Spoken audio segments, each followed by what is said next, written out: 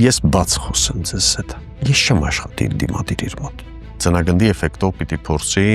ավելացնել դիտուժը եւ վերջում բոլորին փաստի առաջ կանգնեցնի, ասի որ տեսեք, առաջին հարցը ես տալիս եմ եկեղեցու։ Այո, խոսում եմ Արցախի մասին։ Եկեք ջարդենք էլի այդ բոլոր թեզերը։ Շատ ինտենսիվ բանակցություններ են ընթանում, շատ ինտենսիվ։ Մենք ունենք այդ ռեսուրսը կարողանալ ենք։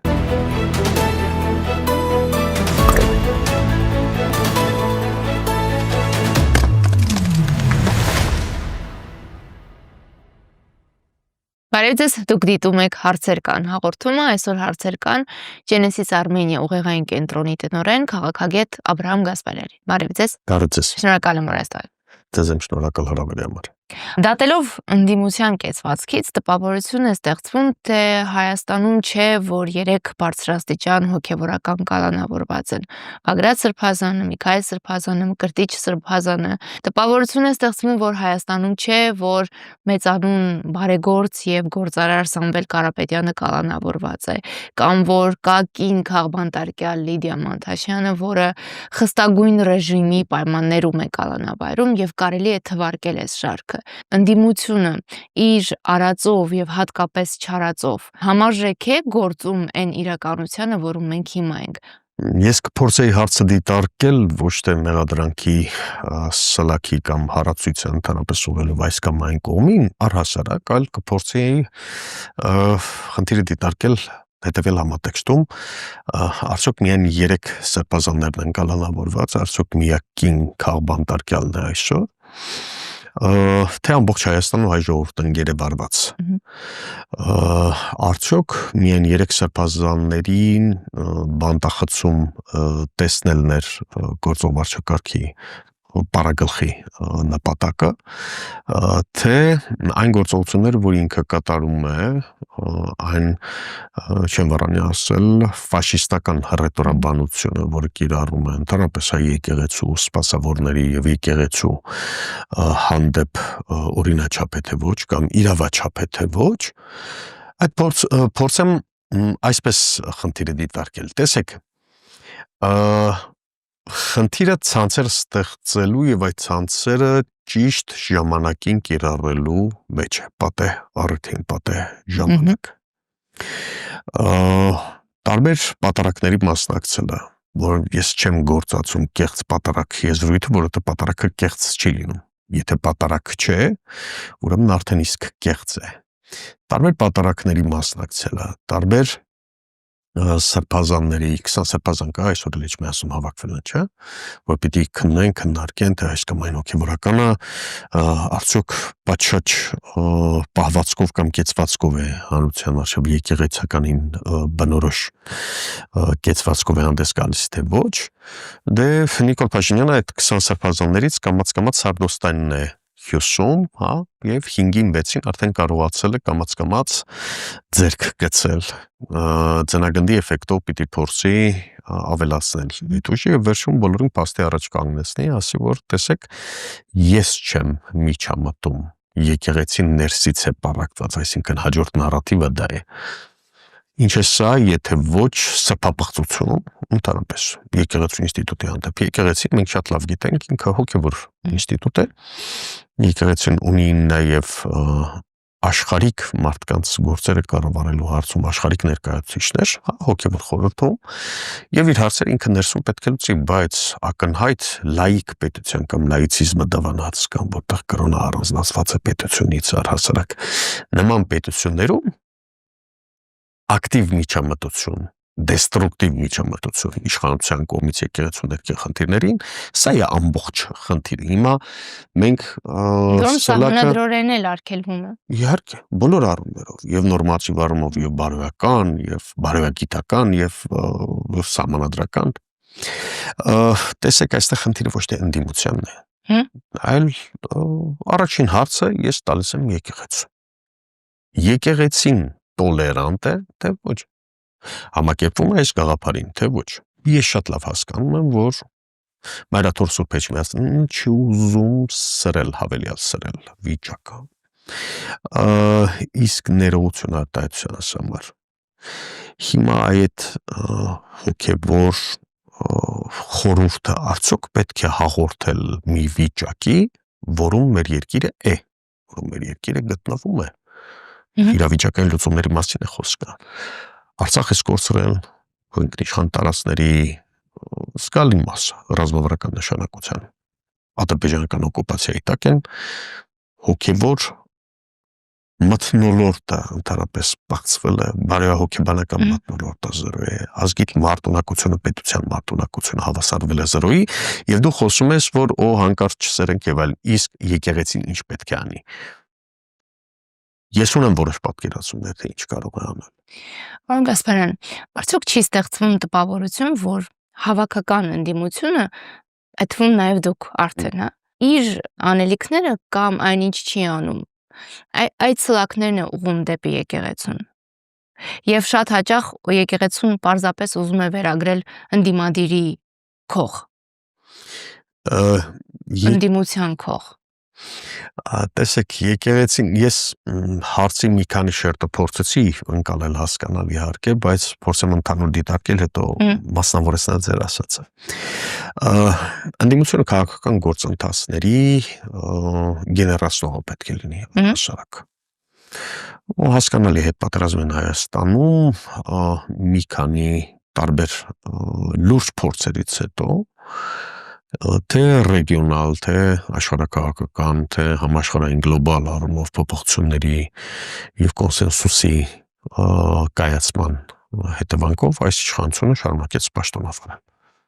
Այո, կա կոնսենսուս, որովհետեւ եթե մենք կորելացիան փորձում ենք կամ կապը փորձում ենք հասկանալ Հայաստանի կատարած ռազմաանվտանգային կենսական զիջումների եւ միջազգային լռության կամ կոնսենսուսի միջև ակնհայտ է դառնում այդ ամեն ինչը։ Ընդդիմության խնդիրը քաղաքական գործընթացների հակակշռելն է,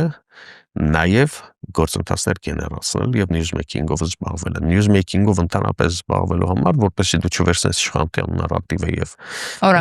օրակարգը ձևավորես, այդ իլիկը մանես, այլ քոնը ստեղծես, դու պիտի ունենաս 3 կարևոր պայման։ Առաջին,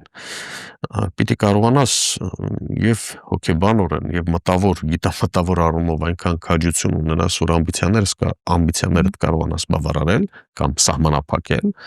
հաշվի առնել նաեւ դաշտում մնացած խաղացողներին։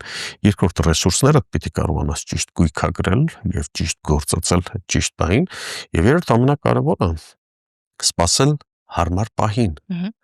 Այնպես չէ, որ ցանկացած երկրում, ցանկացած ընդդիմություն կարող է որևէ բան փոխել, ի վերջո դու գործ ունես իշխանական կամ պետական մեքենայի հետ։ Պարոն Գասպարյան, ներողություն, բայց Հայաստանում ընդդիմությունը անում է երրորդը, սպասում է հարմար պահի։ Ես չէի ասի, որ միայն հարմար պահին է սպասում։ Գիտեք, հիմա ես բաց խոսեմ ձեզ հետ։ Երբ որ մենք գործ ունենք սատանայի հետ, մենք միմյանց մեղադրելու էջը շատ հաճախ պիտի փակենք։ Ինքս շատ լավ գիտեմ ընդդիմության ներսում ինչ խնդիրներ կան, ինչ հակասություններ կան։ Փողոցի գեներացիոնից սկսած, մինչև իմպիչմենտի գործընթաց, մինչև հավաքական պատասխանատվության խնդիր։ Հիմա դրա ժամանակը չէ, ես ձեզ հավատացնում եմ։ Գիտեք, մենք կարող ենք շատ վատ բնորոշումներ տալ այս կամ այն քաղաքական գործչի, պահելաձևի, չգիտեմ, կիրառած մեթոդների եւ այլն։ Բայց գլխավոր հարցը պետք է լինի մեր մտքում եւ թղթի վրա։ Արդյոք սա նպաստում է ընդհանուր գործի հաջողությանը, թե ոչ։ Մենք գործ ունենք սատանայական մեքենայի հետ։ Պարոն Գասպարյան, համաձայնեք, որ ամենակարևոր հարցը սա է, արդյոք ընդդիմությունը ուզում է հաջողել, արդյոք ունի ցանկություն իշխանափոխության, որովհետև եթե այդպիսի ցանկություն չունեցողներն են մասնակցում այս process-ին, դա որևէ հաջողություն չի տանելու։ Ես նաև դեմ եմ հավաքական ընդդիմություն ասացին։ Հավաքական ընդդիմություն անձի շուրջ, թե օրակարգի շուրջ։ Ինձ համար միշտ էլ եղել է առաջնային օրակարգը։ Տասնյակ եւ հարյուրավոր թե կազմակերպությունների, թե լիդերների, թե անձանց հետ, Ջենես Սարմենյան վերջին 5 տարվա ընթացքում բոլորը եկել են։ Բոլորի հետ աշխատում ենք, զրուցում ենք եւ այլն, բայց մեր խնդիրը մեկն է, մենք համագործակցում ենք օրակարգի շուրջ, ոչ թե անձանց շուրջ։ Կա հիմա օրակարգ։ Ընդդիմության որակական ցածկի կամ որակական փոփոխության անհրաժեշտությունը առաջանում է, երբ ինքը անձի ֆետիշացումից տեղափոխվում է օրակարգային, ռազմավարական օրակարգային եւ մարտավարական տակտիկապես ճկուն քայլերի իրականացմանը։ Ո՞րն է այդ օրակարգը, պարոն Գասպարյան։ Օրակարգը մեկը պետք է լինի այս պահի դրությամբ իշխանազրկում։ Տեսեք, ես չեմ գործածում իշխանափոխություն։ Իշխանազրկում ես 20 թվականի նոյեմբերի 10-ից եմ ասել։ Այս իշխանությունը պիտի զրկվի։ Երբ որ գիտեք այդ օրակարգ սահմանելը գուցե մեկ հարցազրույցի շրջանում կամ շրջանակում թվահեշտ ասել, որ դա իշխանազրկում ենք։ Իրականում այդ բառի տակ Լիլիթ ջան մեխանիզմների, բարդ մեխանիզմների եւ սխեմաների մեծ ամբողջություն է։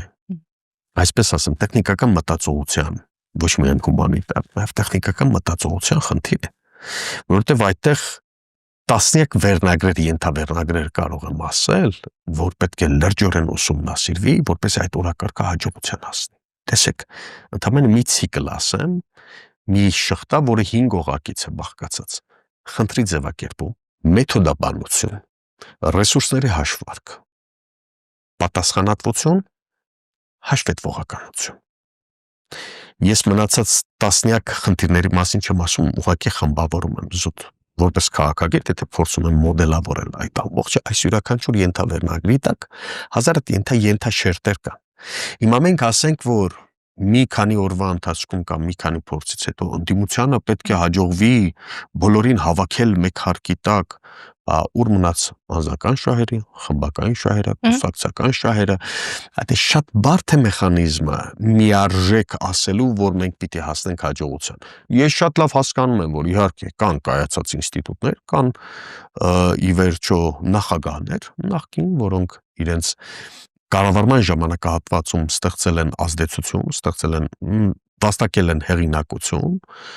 հարցի մյուս կողմն է, ով ինչպես է գնահատում մյուսի հնարավորությունները կամ հեղինակությունը, եւ բնականաբար մեդիա ռեսուրս, համակիրների ռեսուրս,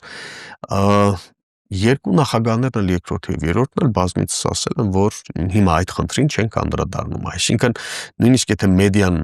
փորձում է վերաակտիվացնել այդ թեման, որը երկրորդն է, իսկ ով ասաց, որ երկրորդն ու երրորդ նախագահները պետք է միավորված գնան իրար հետ։ Գուցե այս փուլում պետք է այսպես վարվել։ Ես հստակ պատասխաններ չունեմ, հասկանում եմ, որ Facebook-ում երկրորդ կամ երրորդ նախագահի աջակիցները յուրաքանչյուր ունի իր կարծրատիպերը, իր պատկերացումները, մեկը մյուսին է մեղադրում եւ այլն, բայց իրապես գործընթացները գուցե այն տրամաբանության չեն ընթանում ինչպես համակիրներն են պատկերացնում եւ կա շատ ավելի խորքային այսպես process, որը պետք է այդպես իրականացվի։ Խնդիրը այստեղ ամբողջությամբ հետեւյալն է, որ եթե այդ մարդիկ, որոնք եղել են իշխանությունում եւ տիրապետում են որոշումների ընդունման գործընթացին, process-ներին են տիրապետում, մեխանիզմներն են տիրապետում, ներսից եւ դրսից եւ իրենք համարում են այդ միավորումը արհեստական,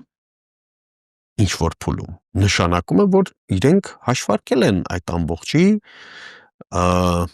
վատ հետևանքները։ Հիմա հարց, արդյոք այդ տարբերակն է միակ ճիշտը։ Իսկ ով ասաց, որ միայն այդ տարբերակն է ճիշտը, գուցե այլընտրանքային մեկ այլ մոտեցում է հնարավոր իրականացնել։ Պարոն Գասպարյան, մենք միավորվելու հարցին կգանք, դա կարծում եմ ամենաառանցքայիններից է, հատկապես ընտրություններից առաջ։ Տեսեք, դուք ենթավերնագրերին անդրադարձաք, մի քանի կարևորագույն ենթավերնագիր նշեցիք եւ դրանց փաստորեն ի կատարածելու խոչընդոտներ իբրև նշեցիք ամբիցիաները, հավակնությունները եւ այլն։ Բայց եթե այդ ենթավերնագրերի գլխագիր սահմանվում է Հայաստան պետության գոյությունը եւ մարտահրավերներն էլ էգզիստենցիալ են, գոյաբանական են, ապա այդ ամբիցիաներն էլ, հավակնություններն էլ պիտի ստորադասվեն։ Եվ երբ որ մի քանի ենթավերնագիր եք դուք կարևոր նշում, այս 7 տարին գոնե բավարար պիտի լիներ, եթե ոչ ամբողջը, գոնե 1-2-ը գետնի վրա հաջողելու եւ շոշափելի արդյունք ունենալու, այսինքն լոկալ, փոքրիկ, կարևոր հաղթանակներ։ Եվ նաեւ դուք ասում եք, որ հնարավոր է ջարդել այս իշխանության հիմնասյուները, այսինքն այն հիմնասյուները, որոնց վրա Նիկոլ Փաշինյանը կառուցել է իշխանությունը։ Գոնե 1-2-ը իշխանությունը, ընդդիմությունը չէր կարող այս տարիներին ջարդել։ Տեսեք, տիտուլար ընդդիմությունը կամ տիտղոսային ընդդիմությունը, եթե ընդունում է խաղի կանոնները եւ մտնում է խորհրդարան, ինքը խաղում է խաղի կանոններով։ Դուք չեք կարող ասել, ես ընդունում եմ դիցուկ ընտրությունների արդյունքները, արդյոք մյուս կողմն է համանդրական դատարան կբողոքարկեմ, չգիտեմ, ընթացակարգի ինչ կլինի եւ այլն, պարզ է որ ում դատարան Նիկոլ Փաշինյանի դատարան դիմում ես, որպես ինքը անվավեր ճանաչի իր իսկ հաստատած ապօրինի իշխանությունը, չի լինում այդպեսի բան, բայց եթե դու ընդունել ես խաղի կանոնները, ուրեմն դու խաղում ես այդ կանոններով։ Կանոնը ասում է, որ դու պիտի քաղաքական ցիվիլ քաղաքակիրթ պայքար կանես խորհրդարանում, գուցե Սատանայի դեմ։ եւ այլն եւ այլն։ Ես առաջիններից էի, այսօրվա պես հիշում եմ 2021 թվականի փետրվարին, այն ժամանակ երբ աշխատում էի մեդիայում առաջիններ, որ համացակություն ունեցա ասելու, որ չպետք է այս խայծը կուլ տալ, պետք է գնալ Նիկոլ Փաշինյանի հետ ընտրության։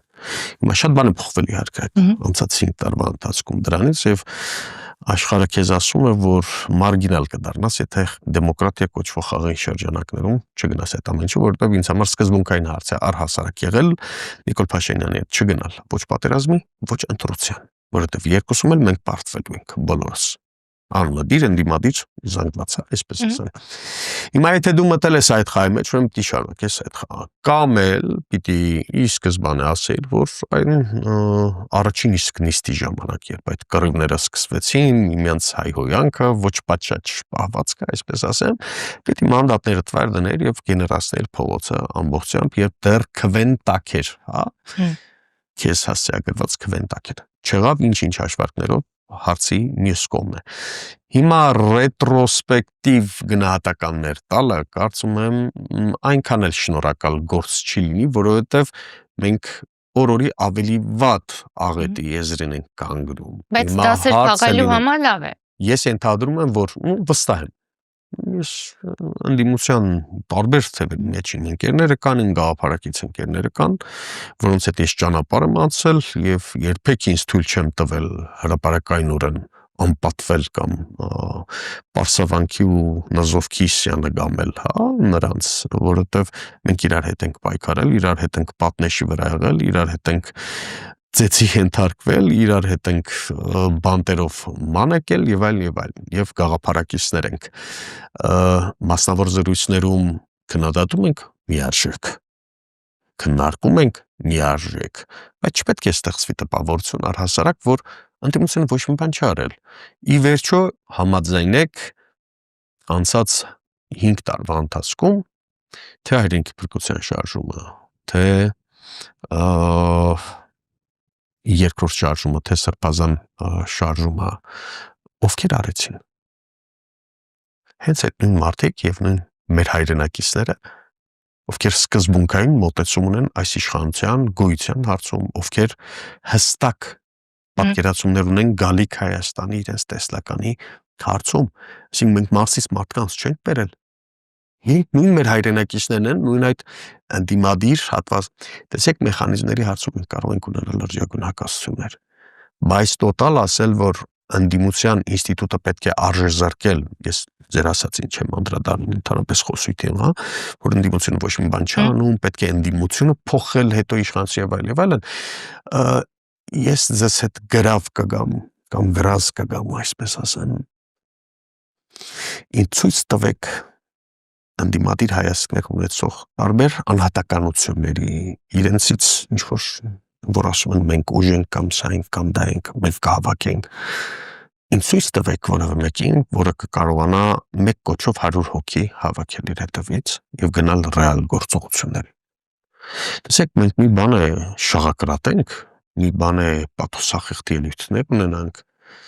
մի բան է լրջորեն քննադատենք, ինչը մեր իրավունքն է նաեւ, հա, որովհետեւ ընտրազանգվածը, որը գնում է քվեախուց, ընտրում է X-ին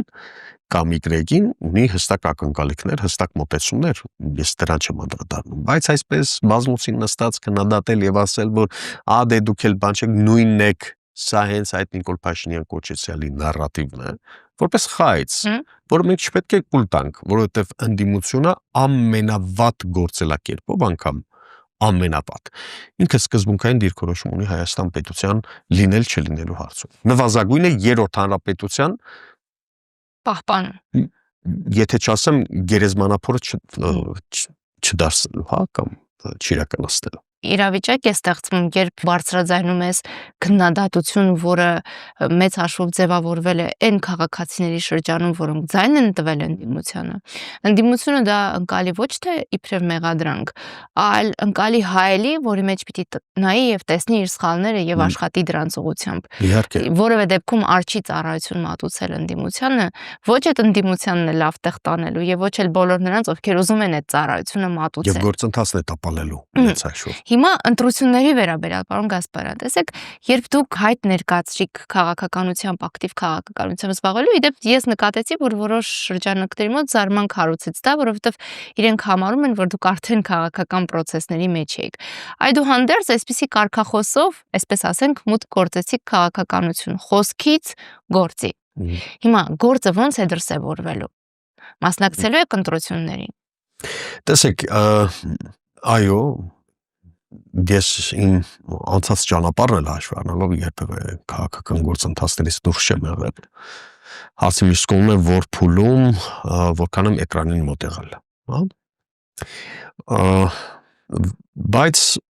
այդ որոշումը կայացնելիս շատ ավելի լուրջ վերանայումների փուլով եմ անցել։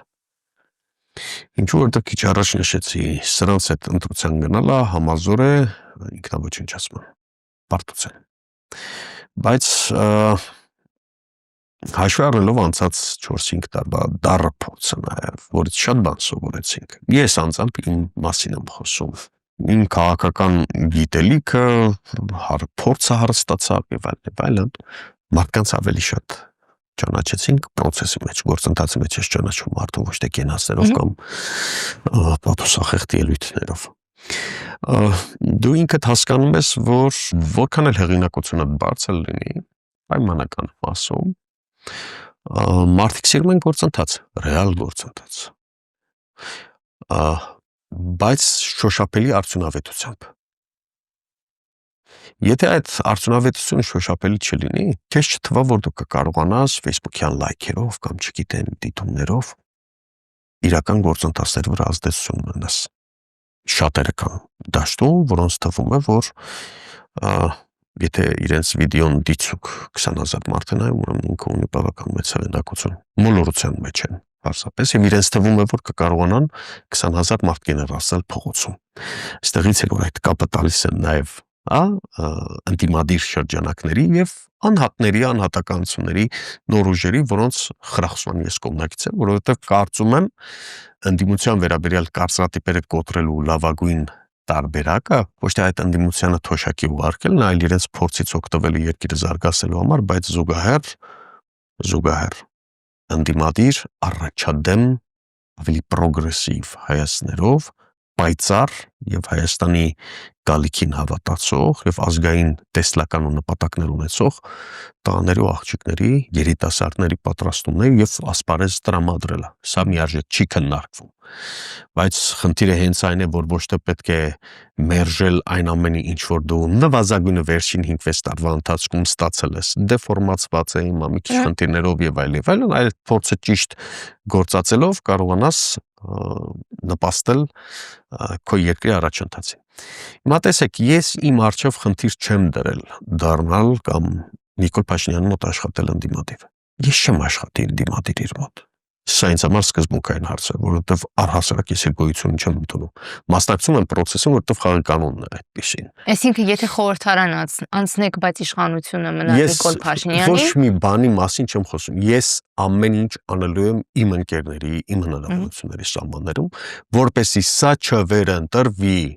Դե խնդիրը Լիլիթ ջան, իմ խնդիրը չէ, Լիլիթ Հարությունյանի խնդիրը չէ, խնդիրը Հայաստանի եւ հայ ժողովրդի գոյութենական հարց է։ Ադրբեջանա-թուրքական 4-րդ հանրապետության ստրուկները կլինենք, կամ կկարողանանք այս երկիրը մեր հայրենիքի արևելյան փորոքը քիչ թե շատ պահել, կամ կունենալ 0-ից վերականգնել, որտեղ մենք հիմա մինուսում ենք, հա։ Մենք մինուս մակարդակի վրա ենք, մենք նույնիսկ 0 չենք։ Այսինքն ես չեմ հավակնում դառնալ պատգամավոր, ինչ եթե ինձ պիտի ասեն, հա, գիտեք ինչ, քաղաքականության մեջ այսպես եւ այլ։ Պիտի լինի ամբողջական իշխանափոխություն, հավաքական առաջնորդությամբ։ Սա այն բանաձևն է, որը Ջենեսիս Արմենիան տանում է վաղուց, որտեղ չկա այդտեղ մասնակի իշխանափոխություն։ Իշխանազրկումը պիտի լինի ամբողջական եւ սրանք պիտի ենթարկվեն պատասխանատվության։ Ես ոչ մի բանի մասին չեմ ուզում խոսել։ Լիլիթը վաղը կլինի շարքային, կլինի մայոր թե գեներալ, հարցի մյուս կողմն է։ Սա հենց այն օրակարգն է, Լիլիթ ջան, որի մասին խոսում եմ։ Մենք պիտի հավաքվենք օրակարգի շուրջ, ոչ թե որովհետև Լիլիթի աչքերը սիրուն, իրականում սիրուն են, կամ Աբրահամը Ակնոսը դնում, հա, մեզ դուր չի գալիս։ Դրա շուրջ պիտի չլինի։ Ամբիցիաների այդ կարգավորումը վահանակը, մեր ձեռքը պիտի լինի ամենայն պատասխանատվությամբ հասկանալ, որ օրակարգը սրանց իշխանազրկելն է եւ վերջ։ Հիմա դուք տենդենսը տեսնում եք հորիզոնական հավասարությամբ միավորվելու ցանկության, ընդդիմության։ Հավասարություն երբեք չկա։ Եկեք խոսենք, հավասարությունը սահմանում է խաղի կանոնները թելադրողը։ Խաղի կանոնները թելադրելու համար դու պիտի ունենաս մարդկային, գիտամտավոր, կազմակերպչական, ֆինանսական, մեդիա եւ տասնյակ այլ ռեսուրսներ։ Մարդիկ մտնում են քաղաքական խաղի մեջ, ոչ թե ցավոք հեռանկարում ուրվագծելու, թե Հայաստան առաջիկա 20-25 տարվա ընթացքում ինչ տեսք է ունենալու։ Տարածքային ամբողջություն կոչեցյալը, ինքնիշխանություն կոչեցյալը, այդ սկզբունքները, որքանով են շոշափելի։ Ես բազմից այդ հարցը քննարկում եմ եւ ցանկանում եմ, որ մեր լսարանը ընդհանրապես լսի այդ տարբերակի մասին։ Արդյոք Հայաստանի 4-րդ հանրապետություն կոչեցյալի դեպքում, եթե առաջին հոդվածը, որը անփոփոխ է Հայաստանի Հանրապետությունը ինքնիշխան եւ մնացածը, հա, ժողովրդավարական սոցիալական իրավական պետությունը, քո ինքնիշխանությունը ինչ ես հասկանում, արդյոք 29800 փոխարեն կարող լինել օրինակ դիցուկ 10000 քառակուսի կիլոմետր եւ դու քեզ համարես ինքնիշխան։ Այս սրանք էական հարցեր են, որոնց պատասխանները մենք պիտի պարզ խոսենք մեր հայրենակիցների հետ։ Հիմա եթե քաղաքական որոշ ուժեր կլինեն նոր հայտ ներկայացրած կամ հին, եթե այս խնդիրների վերաբերյալ հստակ դիրքորոշումներ չեն հայտնելու, մնացած ամեն ինչը ծառայելու է Նիկոլ։ Տեսեք, 3 կարևոր սկզբունքային խնդիր կա, որոնց վերաբերյալ ֆունդամենտալ, հա, այսպես ասեմ, որոնց վերաբերյալ քաղաքական ուժերը պարտավոր են հստակ դիրքորոշում հայտնել առանց բառեր ծամծմելու։ Մենք ոչ իրար վրա պիտի խնդանք։ Ոչ բառեր պիտի ծամծմենք։ Բաց խոսում են արդեն բոլորը, չէ՞։ Ուկրաինան մեզ օրինակ։ Հավանաբար կանդրադառնանք այսօր մեր զրույցում։ Առաջին, Հայաստանի անվտանգություն եւ արտաքին քաղաքական օրիենտացիա։ Դու ոչ թե խնդիրը դրվում ռուսամետես, արևմտամետես եւ այլն։ Դու հայակենտրոն Հայաստանամետես թե ոչ։ Սա ասում եմ այն սկզբունքները նաև 4 սկզբունքներ ենք դրել, որպես Ջենեսիս Արմենիա, որոնց շուրջ բնականաբար մենք բանակցում ենք մեր գաղափարակից ընկերների հետ եւ այդ կմախքի շուրջ մկանները հավաքում ենք, հա։ Երկրորդ քաղաքակրթական գործոն հայկական ինքնություն, հայկական արժեքային համակարգ, ազգային արժեքարք, այսպես ասեմ, դրանց վերաբերյալ, որի մեջ մտնում է նաև Սփյուռքի վերաբերյալ հարաբերությունների մոդելավորում, ինչ մոդելով եք պատկերացնում, եւ Արցախ բնականաբար որպես ազգային ինքնության անկախտելի բաղկացուցիչ մաս եւ պահանջելու ենք բոլոր կուսակցություններից հստակ դիրքորոշում հայտնել Արցախ հավաքական վերադարձի հարցում, որպեսզի հանրությունը իմանա ով է կեղծ, ով իրական։ Փաստորեն դուք չեք խոսափում Արցախի մասին խոսելուց։ Շատ ներողություն, ոչ եթերային բառս համար։ Արցախի մասին խոսելը շանտաղություն է։ Ով է խուսափում խոսել։ Նույն ընդդիմադիրները, որովհետև հաջորդ հարցը հնչում է, իսկ դուք պատրաստ եք Արցախի համար պատերազմի կամ ինչի եք պատրաստ հանուն Արցախի։ Գիտեք, ես հանուն Արցախի ամեն ինչի եմ պատրաստ եւ ինչ դրանից ինչ փոխվեց։ Իսկ ես շատ լավ հասկանում իհարկե ագիտպրոպի դիլետանտ մակարդակը, երբ փորձում են ցանկացած ընդդիմադիր գործի հետ զրույցը տեղափոխել անպայման պատերազմի դաշտ, որովհետև դիլեման կամ խաղաղությունն է, որը այսպես կոչված ներկայացնում է այս իշխանությունը կամ պատերազմը, որը ներկայացնում է ընդդիմադիրը, այնինչ իրականում հակառակն է, ընդդիմությունն է, որ իրական խաղաղության ջատագովն է եւ այս իշխանությունն է իր չհաշվարկված, գուցե հաշվարկված միտումնավոր քայլերով մեզ տանում պատերազմի։ Բայց տեսեք, այստեղ խնդիրը այդ դիլետանտները չեն, Ագիտ Պրոպի, որոնք մեր հարկերով են շարունակում համեկից մինչև չասեմ մնացած լրատվամիջոցներ բազմած։ Այնքան անմակարդակ են եւ գիտամտավոր առումով գաճաճ, որ իրենք չեն հասկանում, որ նվաստացված խաղաղության, անարժանապատիվ խաղաղության այլընտրանքը պատերազմը չէ, ինչ որ ընդդիմությունն է ասում, հա, կամ մենք ենք ասում, կամ ճիշտ այնպես այսօր որպես հիշում եմ, որ նոյեմբերի 9-ի փաստաթղթի 9-րդ կետը նոյեմբերի 9 փաստաթղթի մասին ով է խոսում։ Գուցե վաղ մյուս նորից վերակենդանացվի, այդ ամբողջ հարցի մյուս կողմն է դա, որովհետև մեծ գեոպոլիտիկ խաղի մասին է խոսքը։ Բայց այդուհանդերձ, դուք ինչ եք կարծում, այսինքն կողմ եք, որ ռուսական զորքերը իրենք հսկեն, հա, այդ միջանցքը կամ չգիտեմ, որ խնդիրը ընդհանրապես դրան էլ չի վերաբերվում։ Հա, ուրեմն եթե դուք Արցախ հավաքական վերադարձի մասին խոսում եք, ուրեմն անպայման պատերազմ եք ուզում։ Ոչ, պատերազմ չենք ուզում։ Մենք ունենք ամենայն դեպս 2022 թվականի սեպտեմբերի 19-ի Արցախի հայաթափման process-ի մեկնարկից հետո առաջին քայլերից մեկը, որ Ջենես Արմենիան արեց, աշխատելով նաև աշխարհի տարբեր անկյուններում եւ հայ եւ օտարազգի միջազգային իրավունքի մասնագետների, կոնֆլիկտաբանների հետ, նաև մեր ռեսուրսը հաշվի առնելով Արցախ հավաքական վերադարձի ռազմավարություն եւ մարտավարական քայլերը։ Չենք ասում, որ մենք ճշմարտության վերին բաստիոնն ենք, բայց մենք մեր հնարավորությունների սահմաններով համեմատական կոնֆլիկտոլոգիայից ընդհանրապես դասեր քաղելով եւ լրջորեն գիտական մակարդակով ուսումնասիրելով միջազգային փորձը, մենք գրել ենք այն քայլերը, որ մենք համարում ենք ճիշտ, նվազագույնը այս փուլում, նվազագույնը տեսեք, որպեսզի այո, խոսում եմ Արցախի մասին եւ խոսելու ենք Արցախի մասին եւ Արցախի հարցը Հայաստանի Հանրապետության պետական քաղաքականության, արտաքին քաղաքականության կարևորագույն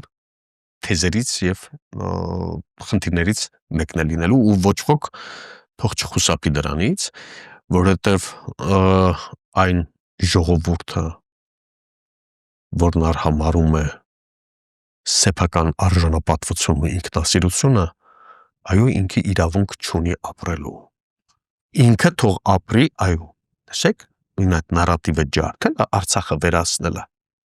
լեգիտիմացնում է, ապրիորի լեգիտիմացնում է այսպես կոչված չորրորդ հանրապետությունը, որը Ադրբեջանը թուրքական պրոյեկտ է։ Եթե թույլ կտաք, ես մի մեջբերում անեմ Ջենեսիս Արմենիայի հրապարակումներից մեկից, Հայաստանը եւ Ադրբեջանը պետք է պայմանավորվեն չպատերազմելու հարցում, բայց կարևոր է պայքարել արդարության ձևավորման համար։ Հիմա երկրորդ մասը արդարության ձևավորման պայքար միանգամից հակասում է առաջինին, որովհետև համարում են, որ երբ ասվում է արդարության համար պայքար, դա արդեն ռևանշիզմ է։ Թե Ադրբեջանն է այդպես համարում, եւ թե Հայաստանի գործող իշխանությունը։ Եվ երբ պարոն Գասպարյան ասվում է արդարության համար պայքար, շատ կարևոր է նաեւ այս հարցին անդրադառնալ։ Արդյոք այդ օրակարգը, որի մասին դուք խոսում եք, կստանա աշխարհաքաղաքական աջակցություն, որովհետեւ այնպես չէ, որ միայն Ադրբեջանի ուզելով կամ չուզելով է պատերազմ կամ չպատերազմը, մենք շատ լավ հասկանում ենք, որ դա նաեւ աշխարհաքաղաքական իրավիճակով է պայմանավորված։ Հարց շատ խորքային է, շնորհակալություն, շատ պրոֆեսիոնալ է եւ շնորհակալություն, որ հետեւողական եք ընդհանրապես։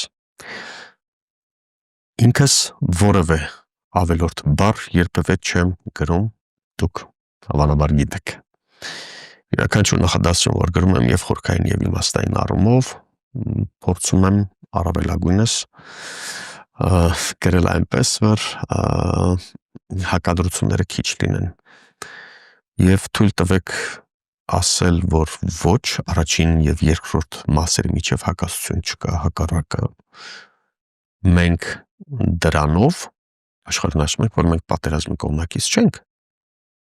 Մենք չենք ուզում պատերազմ, առհասարակ քաղաքականապես հասուն որևէ հայ, որևէ մարդ, բանական մարդ պատերազմ չի ուզում, Լիլիթ ջան։ Այս իշխանության այդ կեղծ թեզերի շարունակությունն է, որ ընդդիմությունը պատերազմ է ուզում, որովհետև Նիկոլ Փաշինյանը երկու պոստուլատ ունի, որոնց վրա հենվելով ինքը այս բանը կառուցել եւ ինչ մասը վաղուց ասել եմ, այդ երկաթե մուրճը փոխպատե մուրճով պիտի փոխարինի եւ այլն, կոռուպցիա առհասարակ եւ խաղաղության թուղթ էությունը չեմ քննարկում ոտից գլուխ թաթախված են կոռուպցիայի մեջ ոտից գլուխ եւ խաղաղության խտարետ որևէ աղերս չունի այն ամբողջ process ինչ որ սրանք անում են որևէ աղերս չունի տեսեք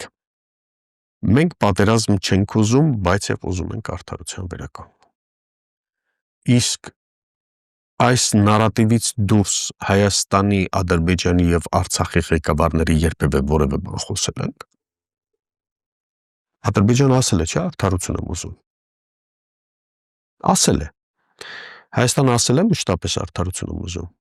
Բայց սուբյեկտիվ են այդ արդարության Դե ընկալումները։ եկեք հասկանանք, դուք ինչ եք հասկանում արդարություն ասելով։ Արցախ հավաքական վերադարձի ռազմավարությունը արդար է թե ոչ։ Ինձ համար այո արդար է։ Միջազգային իրավունքի տեսանկյունից էլ է արդար։ Այստեղից գալիս է ձեր հարցի երկրորդ մասը։ Կունենա Հայաստանը աշխարհակահաղական աջակցություն կամ ընդհանրապես հայությունը աշխարհակահաղական աջակցություն այս խնդիրը իրականացնելու համար։ Իսկ Հայաստանը ինչպես ուներ մինչև 2018-19 թվականը աշխարհակահաղական աջակցություն, այդ թվում Եվրամիության կողմից Արևելյան գործընկերության շրջանակում 2017 թվականի նոյեմբերի 24-ին ընդունված փաստաթղթով, որով սև սպիտակի վրա ամրագրվում էր, որ տարածաշրջանում կոնֆլիկտների կարգավորման հարցում Եվրամիությունը հղում կատարելով բնականաբար ԵԱՀԿ Մինսկյան եռանախագահությանը որի բանակցային փաստաթղթերը կառուցվել են ընդհանրապես Հելսինկյան եզրափակիչ ակտի 10 սկզբունքներից հայտնի 3-ի հիման վրա ուժի սպառնալիք չկիրառում, տարածքային ամբողջության ճանաչում եւ ազգերի իրավահավասարություն եւ ինքնորոշման իրավունք։ Այդ ինչպես եղավ, որ 30 տարի աշխարհակահաղական աջակցություն ցուցաբերելով ամբողջ աշխարհը, թեկուզ Մինսկյան եռանախագահության մանդատով Չէր ասում Հայաստանն ագրեսոր եւ չէր լեգիտիմ ասում ադրբեջանական պատերազմները ընդդեմ Արցախի եւ Հայաստանի Հանրապետության։ Այդ ոնց եղավ։ Դա գալիս է պաշտոնական Երևանից։ Պաշտոնական Երևանը իր արտաքին քաղաքական դոկտրինը, որը չունի, իսկ մենք առաջարկելու ենք եւ ունենք մենք։ Հայաստանի Հանրապետություն պիտի ունենա արտաքին քաղաքական դոկտրին, ինչպես նորմալ պետություն։ Պիտի սև սպիտակին վրա նշվի, որոնք են քո արտաքին քաղաքական սկզբունքները, նպատակները, առաջնահերթությունները, միջոցները, քո հարաբերությունների կարգավորման ձևերը քո հարևան պետությունների հետ։ Իսկ ով ասաց, որ մենք դեմ ենք Թուրքիայի եւ Ադրբեջանի հարաբերությունների հաստատմանը։ Եկեք ջարդենք էլի այդ բոլոր թեզերը։ Իսկ ով ասաց, որ մենք աշխարհին պատերազմ ենք հայտարարում։ Իսկ ով ասաց, որ մենք Մարութասարից թուրը ձեռներս վերցրած կամ Մաուզերը ձեռներս վերցրած պիգանք բոլոր։ Չկա այդպիսի բան։ Սրանք ստում են։ Արարատի խնդիրն եք ուզում ասել հաջորդը, ես շատ լավ հասկանում եմ ձեր միտքը։ Ես ասում եմ եւ շարունակում եմ ասել։ Հայաստան աշխարհի թե հոգեվոր, թե բարոյական, թե ֆիզիկական ամենաբարձր գագաթը Արարատն է հիմա ուզում ես դիեզերք թռի, ուզում ես իջի ցած, դրանց ոչինչ չի փոխվելու։ Նույն տրամաբանությամբ էլ հայտնի բանը կա, չէ, խորհրդային շրջանի, որ դուք էլ կիսալուսինը հանեք, որովհետև դա մարդկության սեփականություն է, կամ հիմա ինչ որ մի քանի էժանագին այսպես կոչված մտավորական ոչ փափուկ ռեյով, ինչ որ հայտնվել են, ասում են ճիշտը կլինի, չգիտեմ, Արարատը հանելը կամ դա այս էժանություններին մենք турք չպետք է տանք եւ ասենք, այո, աշխարհին ասենք։ Իմ մեսիջը սրանց չէ։ Սրանց ինչ պիտի ասեմ ես։ Օրինակ Նիկոլ Փաշինյան ընդքո եւ մնացածը։ Ինչ պիտի ասեմ ես ինձ կամ ինչ բանավեճ մասնակցեմ իրենց հետ։ Հանրությանը եւ աշխարհին։ Ես հանրությանը ասում եմ, քո ազգային արժանապատվությունը վերականգնելու համար դու պիտի կամք ունենաս եւ ուժ ունենաս, մատդ պիտի դնես վերքի վրա, այո, այնպես չէ որ որևէ մեկս կատարյալ ենք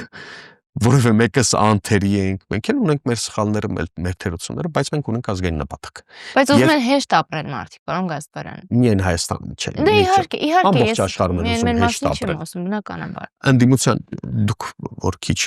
առաջ հաղորդման սկզբում խոսում էինք ընդդիմության մասին, ընդդիմության վիճակը ծանր է ընդհանրապես ամբողջ աշխարհում։ Ֆրանսիական ընդդիմության վիճակն է ծանր, Գերմանիայում ընդդիմության, Միացյալ Նահանգներում բոլորի, ինչու որովհետև կոմֆորտ զոնայից դուրս գալ շատ դժվար բան է մարդկանց համար։ Սովորեցրել են մեզ հանգիստ կյանք, Սպառողականություն, սպառողական մտածողություն, սպառողական հոգեբանություն, ընդհանրապես։ Եվ ինչու է այդ ամբողջը արվում, որպեսզի դու ոտքեդ վրա չկանգնես, դու չզգաս, որ դու շոկի մեջ ես։ Այնինչ այս իշխանությունը անում է, ստեղծելով տարբեր խնդիրներ եւ մարդկանց ուշադրությունը շեղելով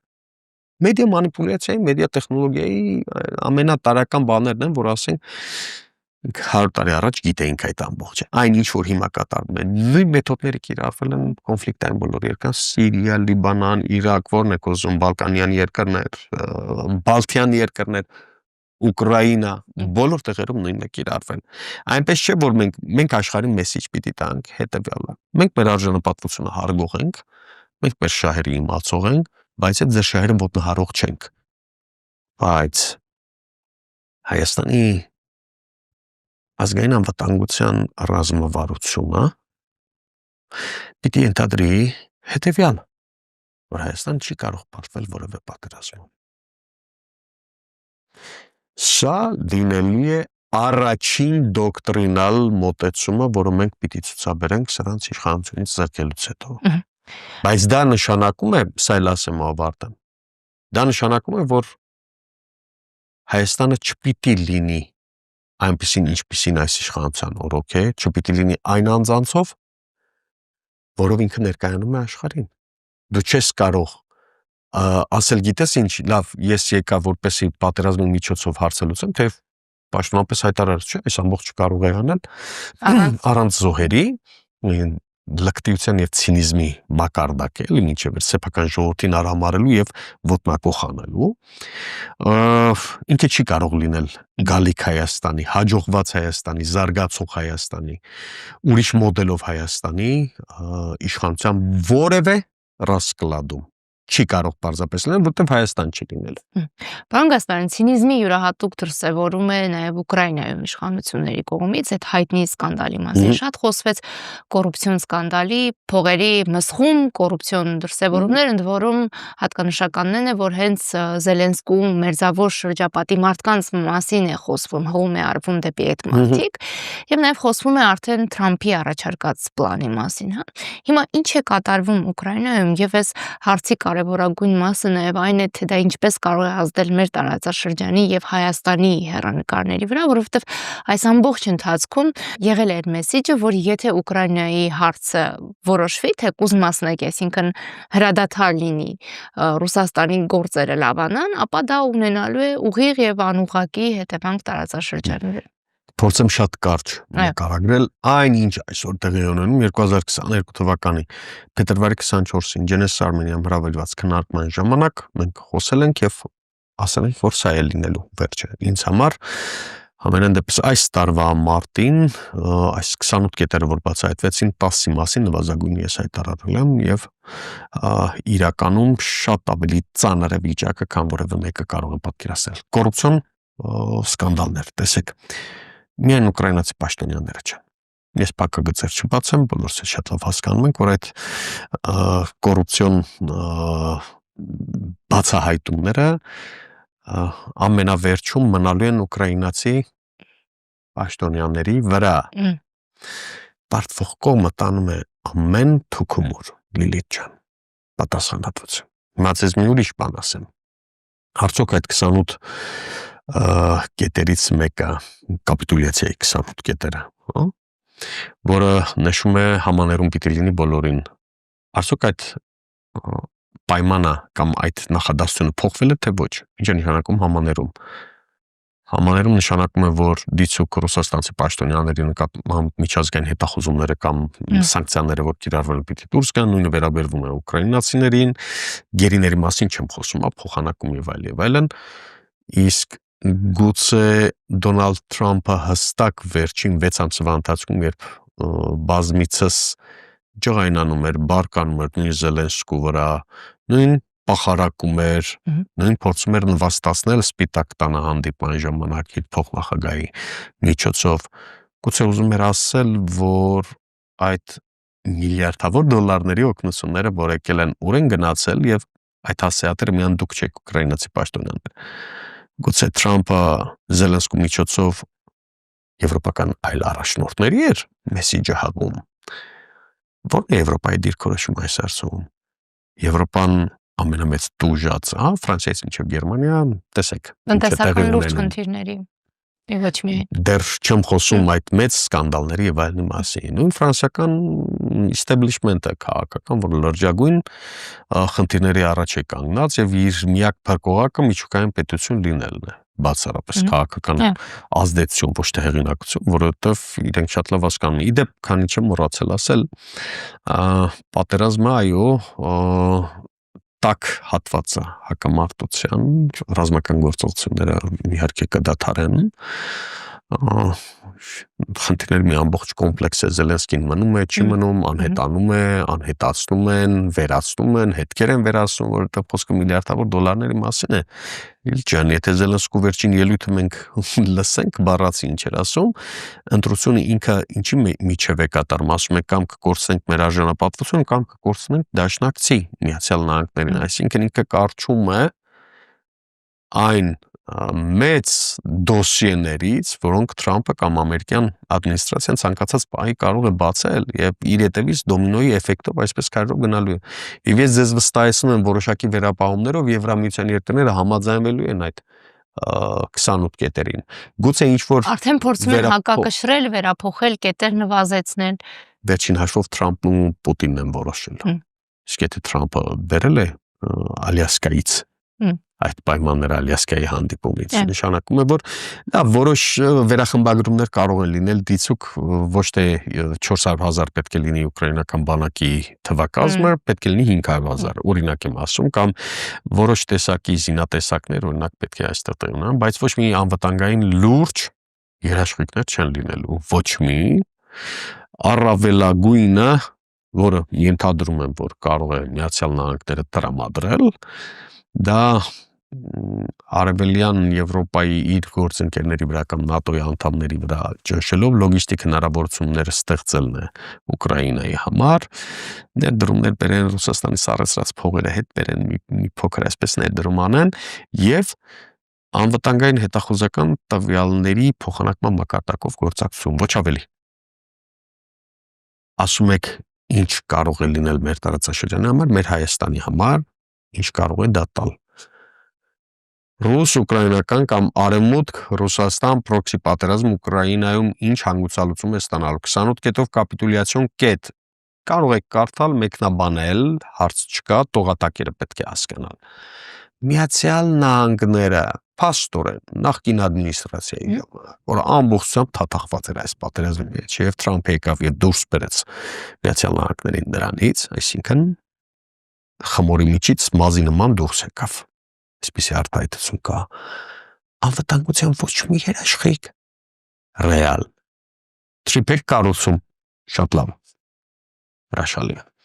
մնում է երկկողմանի լինի բնականաբար, և Հայաստանի իրավազորության ներքո, ինչպես իդեալական տարբերակը պատկերացնեք, ինչպես սրանք են ասում,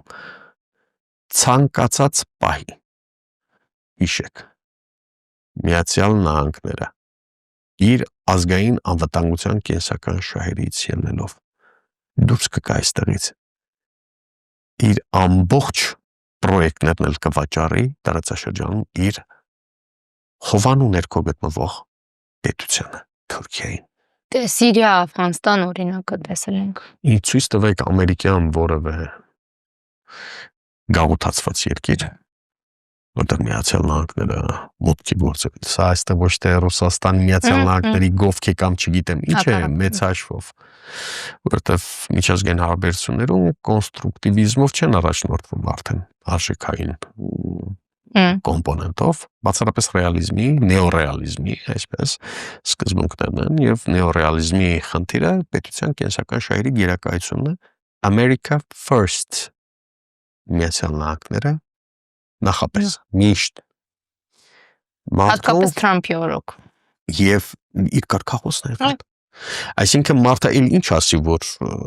մենք հասկանանք, որ որևէ մեկի սևաչկերի համար որևէ մեկը ոչ մի բան չի անում։ Ուզում եք հարյուրավոր օրինակներով խոսեմ տարբեր երկրներում։ Աֆղանստանում ինչ եղավ։ Թալիբաններին աջակցելուց սկսած դրանից հետո այդ վիճակը, հետ Սադամյան Իրաքում ինչ եղավ, Սիրիայում ինչ վիճակ է, Լիբանանում 80-ականներին, որ երկիր եք ուզեք, Լիբիայում ինչ վիճակ է, որտեղ Միացյալ Նահանգները զորակազմը մտցրել կամ դաշնակիցների հովանու ներքո այդ խնդիրը, ինքը փորձել է բացառապես իրականացնել իր ազգային անվտանգության, տնտեսական եւ ռազմավարական շահերից բխող քայլեր, սոցիալական երկրները ձեզ վառ օրինակ, Սաուդյան Արաբիա,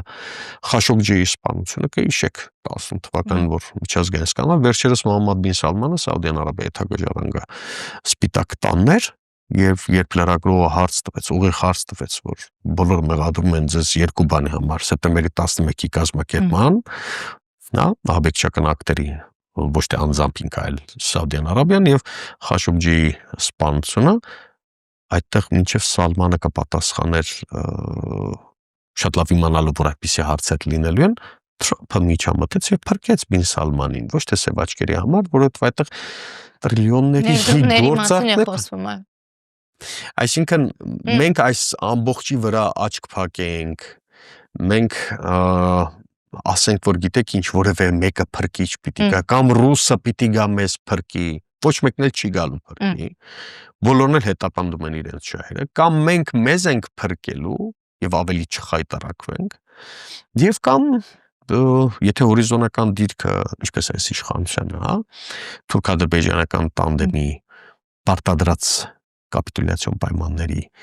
տակ այսպես հորիզոնական դիրքը դուր է գալիս, ասած իրենց հետ, բայց մենք չենք թողնել։ Պարոն Գասպարյան, վերջին հարցը մենք չենք թողնելու վերաբերյալ մի հարց կար, որը դուք վարպետորեն շրջանցեցիք, խնդրում եմ շատ կարճ, ընտրություններին մասնակցելու որոշում ունեք, եթե այո, ում հետ եք պատրաստվում միավորվել։ Անուններ չեմ տա բնականաբար, դեռ ժամանակը չէ, որովհետև շատ ինտենսիվ բանակցություններ են ընթանում, շատ ինտենսիվ։ Այդ երկու հարցի վերաբերյալ ձեզ ընդամենը 1 րոպեի սահմաններում, եթե թույլ կտաք, ասեմ 4 կարևոր բաղադրիչ, որոնց շուրջ մենք բանակցում ենք, այսինքն ինչպիսին պետք է լինեն մեր ընկերները, այդ թվում ես։ Ինքը պիտի լինի ազգային, ինքը պիտի լինի պետականամետ, ոչ իշխանության գրպանում, պետական մտածողություն ունեցող, եւ ազգային պետականամետը գծիկով է իրար հետ։ Ինչպես Ջենեսի գաղափարախոսությունն ենք միշտ ասում, որի մեջ մտնում է Հայաստանի, Արցախի եւ հայ ժողովրդի ազգային պետական շահերի պաշտպանությունը, դրանք անկախտելի են, կպիտի լինի պրոգրեսիվ, առաջադեմ, առաջնայող, եւ կպիտի լինի տեխնոկրատ։ Ես կարծում եմ, որ այս 4 հատկանիշների շուրջ հայ ժողովուրդը ունի բավական պատրաստված խելացի ռեսուրս, որ կարելի է համախմբել հորիզոնական հավասարության սկզբունքով, ինչպես նշեցիք, եւ իրավացիորեն նկատեցիք, եւ այդ ամբողջին մենք տեմպ ենք տալու, թափ ենք տալու, չենք վհատվելու, չենք ընկրկելու, երբեք ու երբեք, որովհետեւ ելի ասում, սա անձնական խնդիր չէ։ Ես ուզում եմ նվազագույնը տեսնել, թե իմ պետությունը առաջիկա 20-25 տարվա ընթացքում տեխնոլոգիական հեղափոխության այս աշխարհում ինչ տեղ ու դեր է զբաղեցնելու, ընդ որում նվազագույնը առաջատարի դիրքերով եւ ոչ թե որպես վերջին վագոն տարածաշրջանում որևէ պետության ֆորտպոստի կամ ռեզերվուարի կարգավիճակում։ Հայաստանի գալիք զարգացած տեխնոլոգիական դարին համահունչ տնտեսապես հզոր եւ անվտանգ առաջինը տեսլականը, այո, ես հնարավորում եմ հնարավոր հիմք ընդունելով Հայաստանի, Արցախի, Սփյուռքի հայ տարրի, հայ կապիտալի ճիշտ կառավարմամբ, ազգային հարստության արդար բաշխմամբ եւ